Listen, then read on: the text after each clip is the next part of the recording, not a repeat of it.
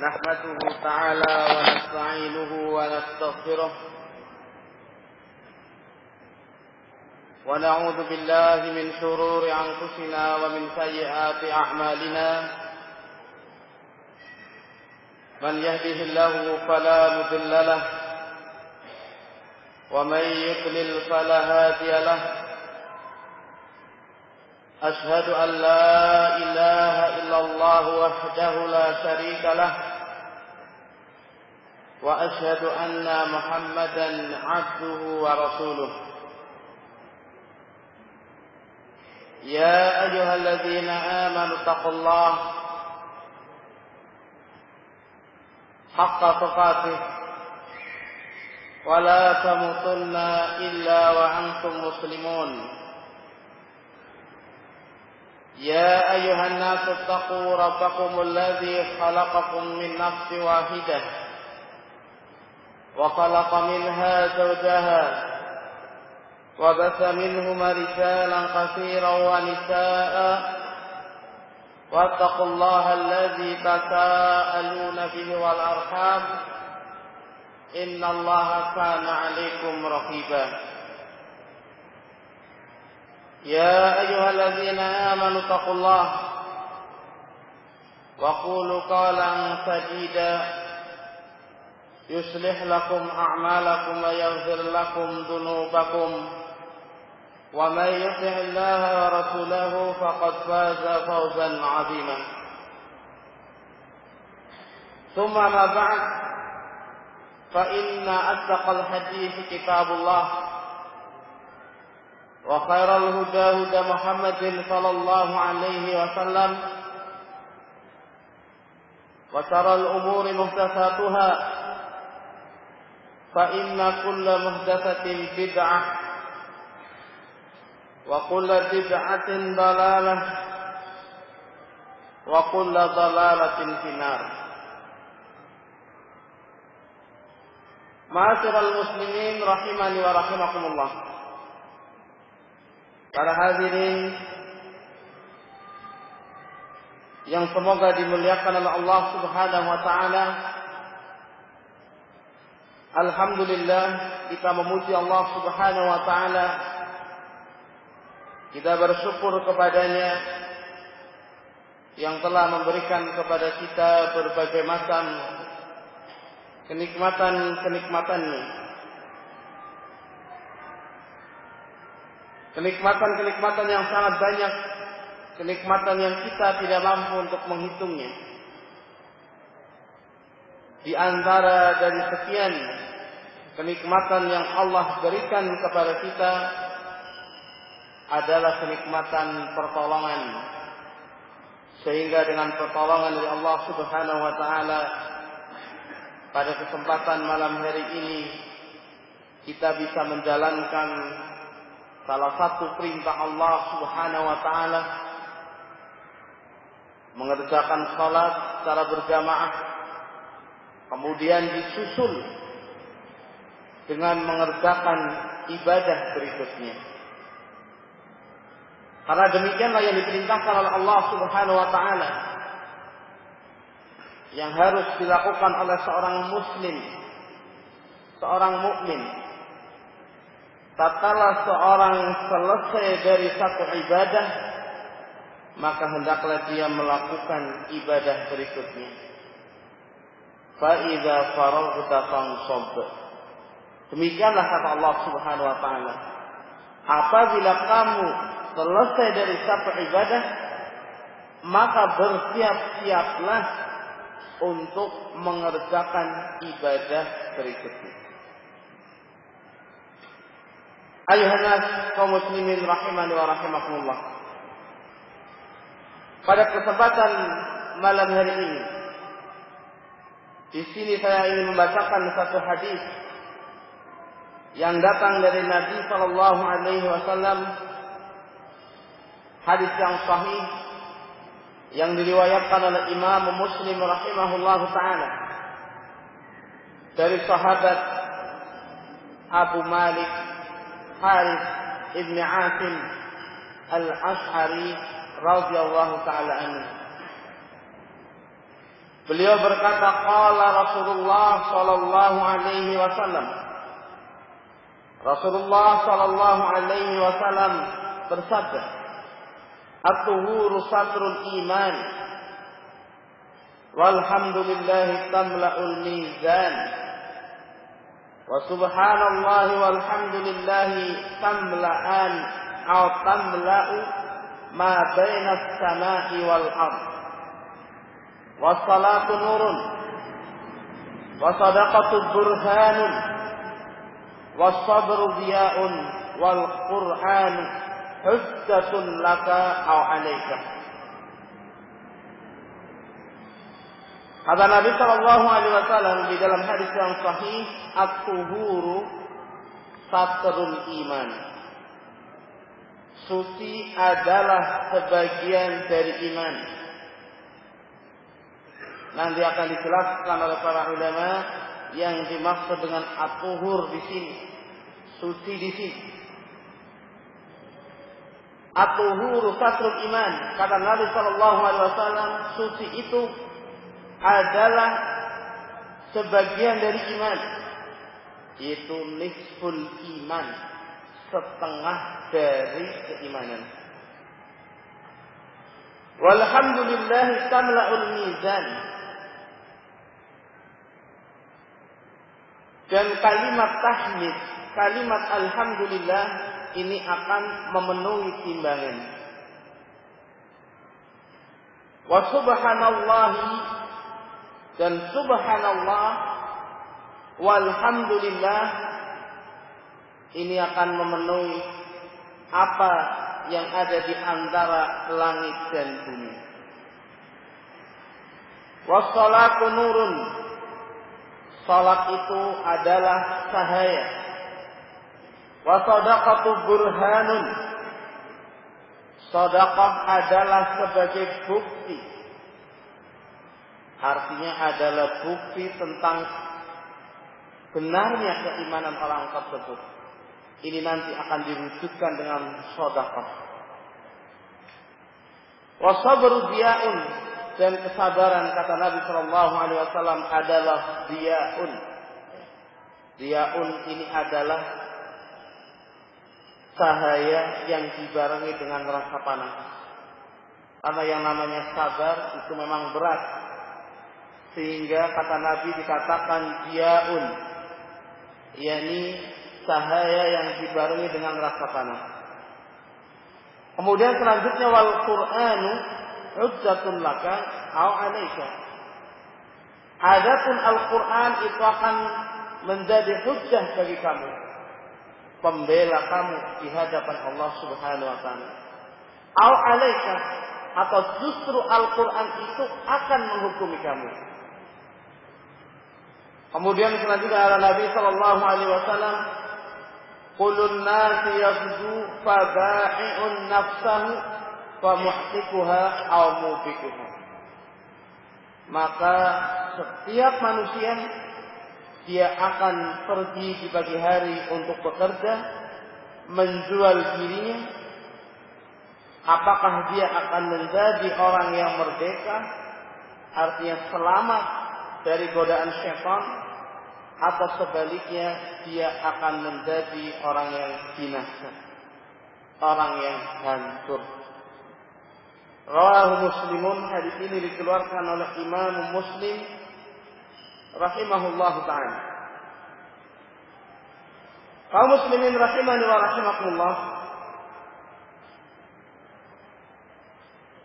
di dalam hadis ini dijelaskan oleh para ulama banyak sekali faidah-faidah atau ilmu yang bisa kita ambil. Saya baca keterangan dari Fadilatul Syekh Al-Imam Muhammad bin Utsaimin rahimahullahu ta'ala. Yang pertama pada penjelasan Nabi sallallahu alaihi wasallam, at-tuhuru satrul iman. Suci adalah sebagian dari iman. Kata beliau rahimahullah ta'ala, ainisfuhu, suci itu adalah setengah dari keimanan. Terus yang dimaksud suci dari apa? Diterangkan oleh beliau yang dimaksud di sini adalah atau at-tuhuru 'anil najasati syirki. Suci dari najis kesyirikan. Dikarenakan yang namanya syirik, menyekutukan Allah Subhanahu wa taala, ini adalah merupakan perbuatan najasah, perbuatan najis. Syirik menyekutukan Allah Subhanahu wa taala ini adalah merupakan perbuatan najis. Bahkan najis yang paling besar itu adalah syirik. Menyekutukan Allah, membikin tandingan untuk Allah Subhanahu wa taala di dalam beribadah. Ini adalah merupakan perbuatan najis yang paling besar. Seorang beribadah kepada Allah, ternyata di sisi lain dia masih mau beribadah kepada selain Allah. Contoh dari perbuatan ibadah adalah seperti menyembelih. Menyembelih ini adalah merupakan ibadah yang sangat mulia. Karena ibadah yang kaitannya dengan harta. Dia menyembelih untuk Allah Subhanahu wa taala. Di sisi lain ternyata dia masih mau menyembelih, dia peruntukan untuk selain Allah. Entah diperuntukkan untuk kuburan atau untuk penguasa laut selatan kata mereka, atau diperuntukkan untuk penghuni batu besar. Inilah yang namanya syirik. Di sisi lain dia beribadah kepada Allah, memberikan penyembelihan kepada Allah, tapi di sisi lain dia masih mau menyembelih atau memberikan peribadatan sembelihan kepada selain Allah. Contoh yang lain seperti dia menyembelih diperuntukkan untuk kuburan-kuburan para wali atau yang semisalnya. Maka dalam hal ini Nabi kita Muhammad SAW telah menjelaskan di dalam hadisnya Ali bin Abi Thalib radhiyallahu taala anhu, hadis yang sahih. Kata Nabi SAW, la'anallahu man dzabaha li ghairillah. Nabi SAW melaknat. Siapa yang dilaknat oleh Nabi SAW? Orang yang dia menyembelih, dia peruntukkan, dia persembahkan kepada selain Allah Subhanahu wa taala. Maka sekali lagi barakallahu fikum yang dimaksud at-tuhur satrul iman, suci setengah dari keimanan, diterangkan oleh beliau adalah yang dimaksud di sini adalah suci dari kesyirikan.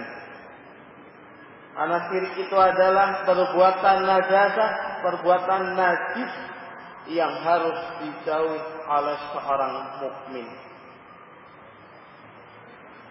Di dalam surat At-Taubah ayat yang ke-28, Allah mengatakan, innamal musyrikuna najasun fala taqrabul masjidal harama ba'da amihim hadza. Kata Allah Subhanahu wa taala, sesungguhnya orang-orang musyrikun, orang-orang yang menyekutukan Allah Subhanahu wa taala di dalam beribadah itu adalah najis.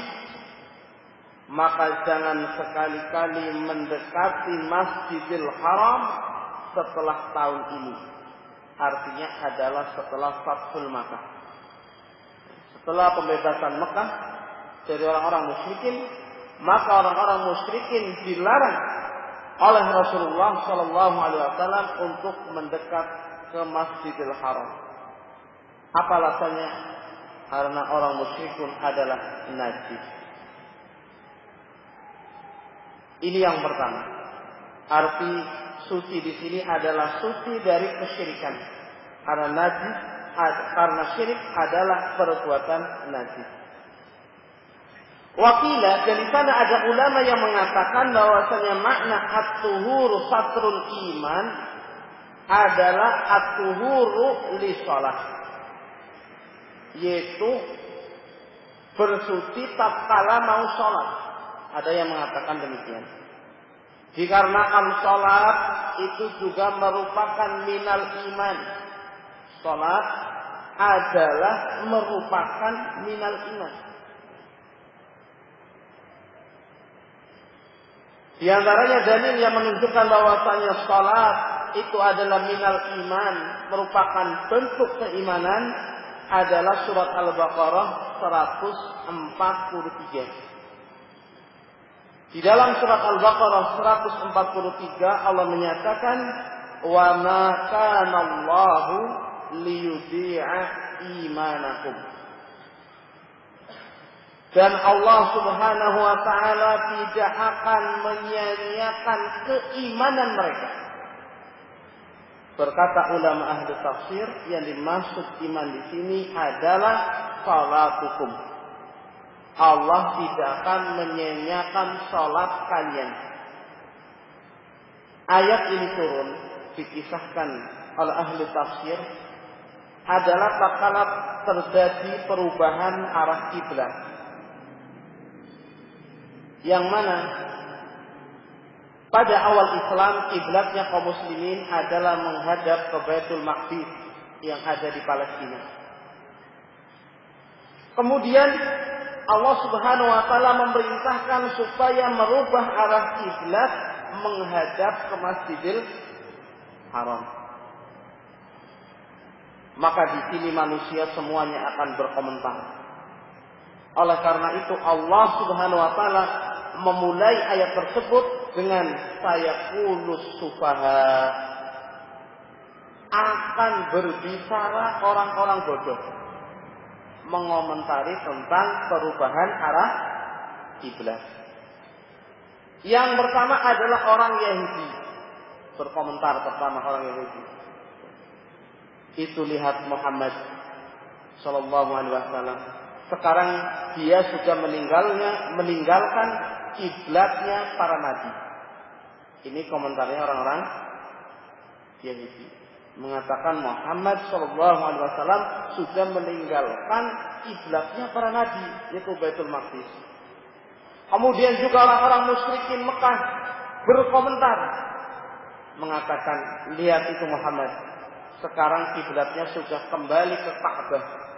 Pasti sebentar lagi dia akan kembali ke agama nenek moyang kita.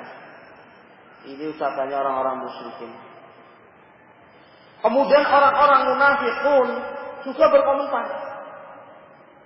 Orang-orang munafikun mengatakan, ini bagaimana Muhammad SAW membuat bingung.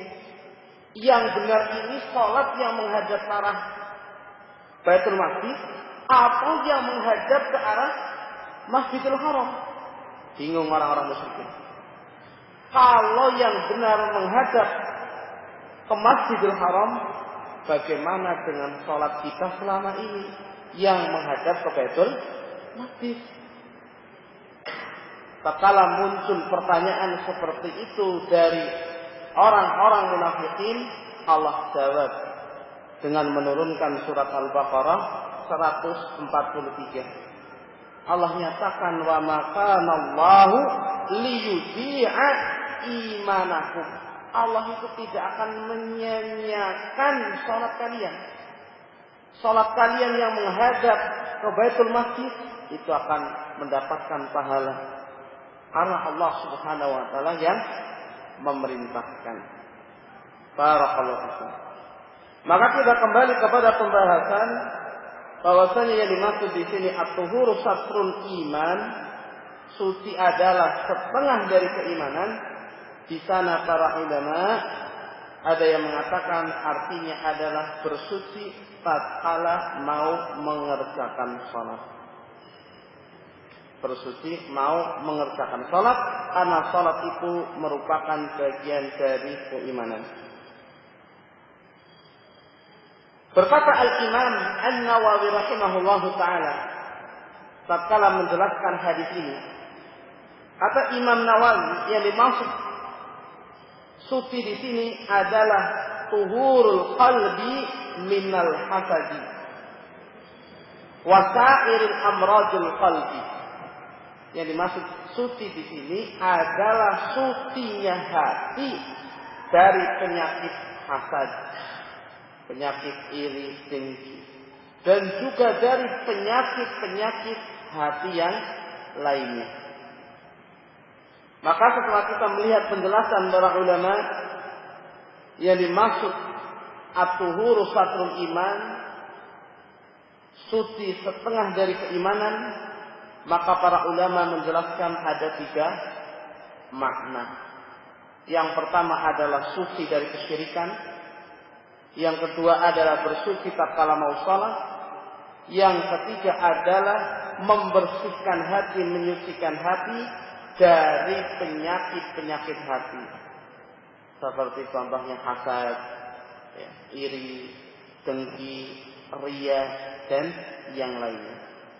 Maka berkaitan dengan ini, Rasulullah Shallallahu Alaihi Wasallam bersabda di dalam hadis yang sahih yang datang dari Abu Hurairah radhiyallahu taala anhu, kata Nabi Shallallahu Alaihi Wasallam, Inna Allah la yanzuru ila suwarikum wala ila amwalikum walakin yanzuru ila qulubikum. Sesungguhnya Allah Subhanahu wa taala tidak akan melihat bentuk-bentuk kalian. Sesungguhnya Allah Subhanahu wa taala tidak akan melihat bentuk-bentuk kalian. Artinya, yang dinilai oleh Allah Subhanahu wa taala adalah bukan bentuk-bentuk kita. Bukan harta-harta kita. Walakin akan tetapi yang yuru ila qulubikum. Allah Subhanahu wa taala akan melihat hati-hati kalian. Jadi hati kita yang akan dilihat oleh Allah Subhanahu wa taala. Sehingga ulama kita memberikan nasihat kepada kita supaya hendaklah kita senantiasa mengkoreksi hati kita. Apakah kita termasuk orang-orang yang mukhlisin, orang-orang yang ikhlas di dalam beribadah? Apakah hati kita sudah bersih dari penyakit hasad, sudah bersih dari riya? Hendaklah kita senantiasa mengkoreksi hati kita. Barakallahu fikum. Kemudian yang berikutnya, di dalam hadis tersebut Rasulullah Shallallahu Alaihi Wasallam menyebutkan alhamdulillahi tamla'ul mizan. Alhamdulillahi tamla'ul mizan. Kalimat tahmid, kalimat alhamdulillah ini akan memenuhi timbangan. Akan memenuhi timbangan. Itu memenuhi timbangan amalan salihat. Dikatakan oleh Al-Imam Ibn Daqiq Al-Aid, li'annaha li'azami ajriha. Karena orang yang mengucapkan kalimat alhamdulillah, dia akan mendapatkan pahala yang sangat besar.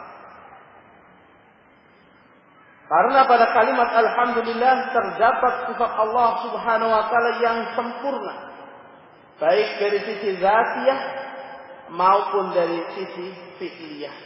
Apa yang dilakukan oleh Allah Subhanahu wa taala semua memiliki sifat sempurna. Di dalam hadis lain Nabi sallallahu alaihi wasallam menyebutkan, ini hadis Abu Hurairah radhiyallahu taala anhu yang dikeluarkan oleh Imam Al-Bukhari dan Imam Muslim, tentang keutamaan bertahmid, mengucapkan alhamdulillah. Kata Nabi sallallahu alaihi wasallam, kalimatan habibatan ila rahman. 2 kalimat yang sangat disenangi, sangat dicintai oleh Rahman, yaitu oleh Allah Subhanahu wa taala.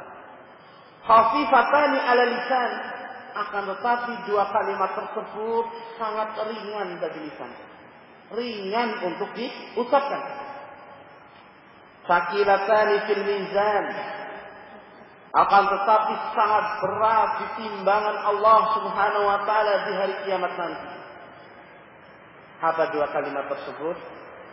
Kata Nabi sallallahu alaihi wasallam, subhanallahi wa bihamdihi. Tasbih dan tahmid. Subhanallahi wa bihamdihi, subhanallahil azim.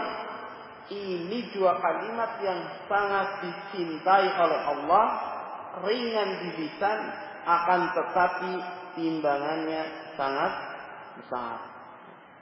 Itu subhanallahi wa bihamdihi, subhanallahil azim. Ini Nabi sallallahu alaihi wasallam yang mengkhabarkan, yang memberitahukan kepada kita. Kemudian selanjutnya di dalam hadis tersebut Nabi sallallahu alaihi wasallam menyebutkan as-salatu nurun. As-salatu nurun. Salat itu adalah cahaya. Kata Nabi sallallahu alaihi wasallam, salat itu adalah cahaya. Diterangkan oleh Ibnu Daqiqil Aid, salah satu ulama ahli sunnah wal jamaah, menjelaskan tentang arti as-salatu nurun. Salat itu adalah cahaya. Wa ma'nahu, artinya annaha tamna'u minal ma'asi. Bahwasanya perbuatan salat ini akan menghalangi, mencegah seorang dari perbuatan-perbuatan ma'asi, perbuatan-perbuatan dosa. Wa tanha 'anil fahsya, dan akan mencegah seorang dari perbuatan-perbuatan yang keji. Ini salat. Salat yang benar, salat yang sesuai diajarkan oleh Nabi sallallahu alaihi wasallam, yang dibarengi dengan keikhlasan, yang dibarengi dengan mutaba'ah, mengikuti yang dicontohkan oleh Nabi sallallahu alaihi wasallam, ini akan melahirkan buah yang sangat indah. Ini salat akan menahan seorang dari perbuatan-perbuatan al-ma'asi, perbuatan dosa, baik dosa besar maupun dosa kecil. Dosa besar seperti perbuatan syirik, mencuri, berzina, dan juga akan mencegah seorang dari perbuatan yang keji wal mungkar, akan mencegah seorang dari perbuatan-perbuatan yang mungkar, perbuatan-perbuatan yang jelek. Bahkan di antara faidah berikutnya, seorang yang dia mengerjakan salat dengan benar, dibarengi dengan keikhlasan, mengikuti yang diajarkan oleh Nabi sallallahu alaihi wasallam, wa tahdi ila shawab. Wa tahdi ila shawab, akan membimbing orang tersebut kepada kebenaran.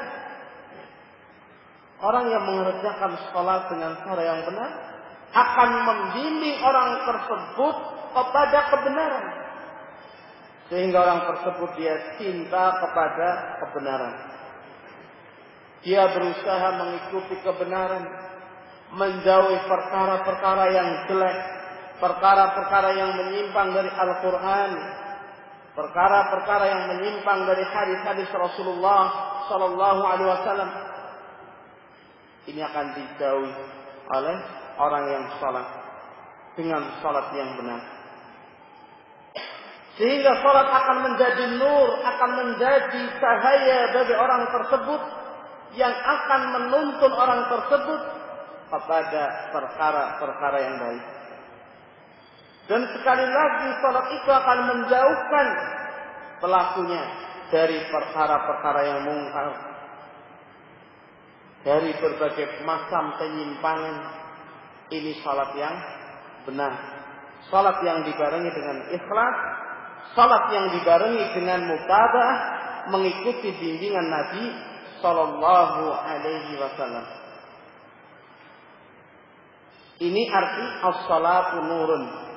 Salat itu adalah cahaya, yang diterangkan oleh Al-Imam Ibnu Daqiqil Aid rahimahullahu taala. Dan juga di sana ada yang menjelaskan seperti Al-Imam Muhammad bin Muslim rahimahullahu taala, arti as-salatu nurun. Arti as-salatu nurun. Salat itu adalah nur, cahaya.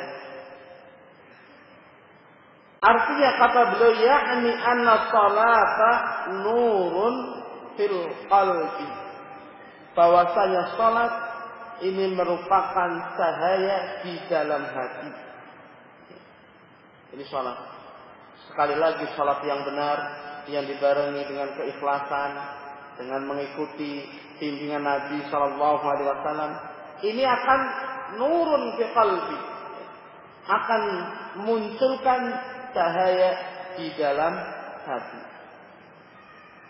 Wa kadzalika nurun fi yaumil qiyamah. Begitu juga salat akan memberikan cahaya di hari kiamat nanti. Tatkala dalam keadaan gelap, maka orang yang dia mengerjakan salat dengan salat yang benar, dia akan mendapatkan cahaya. Sebagaimana Allah Subhanahu wa taala menyebutkan di dalam surat Al-Hadid pada ayat yang ke-12, Allah menyatakan, yauma taral mu'minina wal mu'minat yas'a nuruhum baina aydihim wa bi aymanihim.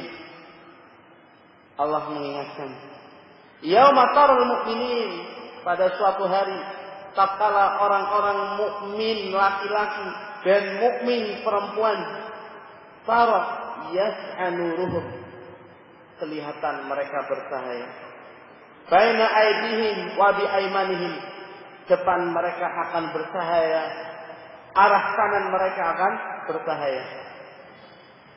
Diterangkan oleh Fadilatul Syekh Abdurrahman As-Sa'di, cahaya ini barakallahu fikum didapati oleh mereka orang-orang mukminin wal mukminat, mereka yang mengerjakan salat. Maka salat itu akan berubah menjadi nur, akan berubah menjadi cahaya di yaumil qiyamah, pada hari kiamat nanti. Ini sekali lagi arti as-salatu nur. Ada yang mengartikan dari kalangan ulama adalah nurun fil qalbi, cahaya di dalam hati, sehingga orang tersebut mengenal mana yang baik, mengenal mana yang jelek, mengenal mana yang halal, mengenal mana yang haram, karena dia telah mendapatkan cahaya dari Allah Subhanahu wa taala. Begitu juga ada yang menjelaskan an-nur di sini adalah cahaya di hari kiamat nanti. Orang yang mengerjakan salat, tubuh mereka akan bercahaya dari arah depan mereka, dari arah kanan mereka akan mengeluarkan cahaya. Barakallahu fikum. Kemudian selanjutnya di dalam hadis tersebut, Nabi sallallahu alaihi wasallam menyebutkan as-shadaqatu burhanun. Sedekah ini adalah merupakan burhan. Burhan itu adalah bukti. Maka dijelaskan oleh para ulama, ay dalilun ala sidqi sahibiha. Sedekah ini merupakan bukti tentang benarnya keimanan orang tersebut. Dari sisi mana keimanan orang tersebut dikatakan benar diukur dengan sedekah? Kata beliau, annahu yuhibbu taqarrub ila Allah taala bil mal, karena orang yang sedekah dia ingin mendekatkan dirinya kepada Allah dengan harta. Yang mana harta ini sangat dicintai oleh jiwa. Semua orang itu memiliki rasa cinta kepada harta. Mahbubun indan nafsi atau mahbubun indan nufus. Harta itu barakallahu fikum sangat dicintai oleh jiwa. Maka seorang yang dia mencintai harta, tentunya dia tidak akan mengeluarkan kecuali untuk sesuatu yang lebih dia cintai. Tatkala dia mengeluarkan hartanya dalam rangka untuk mendekatkan diri kepada Allah, ini berarti menunjukkan dia lebih cinta kepada Allah Subhanahu wa taala daripada cinta kepada harta. Oleh karena itu barakallahu fikum diterangkan oleh beliau yang namanya sedekah itu adalah burhan. Sedekah itu adalah bukti tentang kejujuran iman orang tersebut. Barakallahu fikum. Kemudian diterangkan di dalam hadis tersebut, was-sabru diyaun. Sabar itu adalah diyaun. Diyaun yakni nuran ma'a hararah. Cahaya yang dibarengi dengan rasa panas. Ini namanya diyaun. As-sabru adapun sabar secara bahasa diterangkan oleh para ulama adalah al-habsu. Menahan. Itu sabar. Al-habsu. Ini sabar secara bahasa. Adapun secara istilah syar'i, sabar itu adalah habsun nafsi an salasatil umur. Sabar secara syar'i adalah menahan jiwa dari 3 perkara. Menahan jiwa dari 3 perkara. Yang pertama adalah as-sabr ala ta'atillah. Bersabar tatkala melakukan ketaatan kepada Allah Subhanahu wa taala. Yang namanya seorang melakukan ketaatan kepada Allah Subhanahu wa taala itu harus dibarengi dengan kesabaran. Seorang yang dia tidak bisa bersabar tatkala melakukan ketaatan kepada Allah, maka dia tidak bisa melakukan ketaatan kepada Allah. Seorang mengerjakan puasa, dia sabar menahan lapar, menahan haus, menahan perkara-perkara yang dilarang untuk dilakukan tatkala berpuasa. Tatkala seorang mengerjakan salat, dia bersabar untuk khusyuk kepada Allah, menghilangkan pikiran-pikiran di luar salat yang terkait dengan dunia, dengan usaha dan seterusnya. Orang mencari ilmu butuh sabar. Orang mencari ilmu, menuntut ilmu itu butuh sabar. Keluar dari rumah membutuhkan kesabaran untuk menuju ke majelis ilmu, masjid. Semuanya butuh sabar.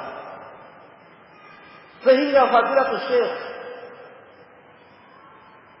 Abdul Aziz Abdullah bin Baz rahimahullah taala beliau menyebutkan, al-insanu idza lam yasbir yaqa'u fil harami aw tarakal wajibat.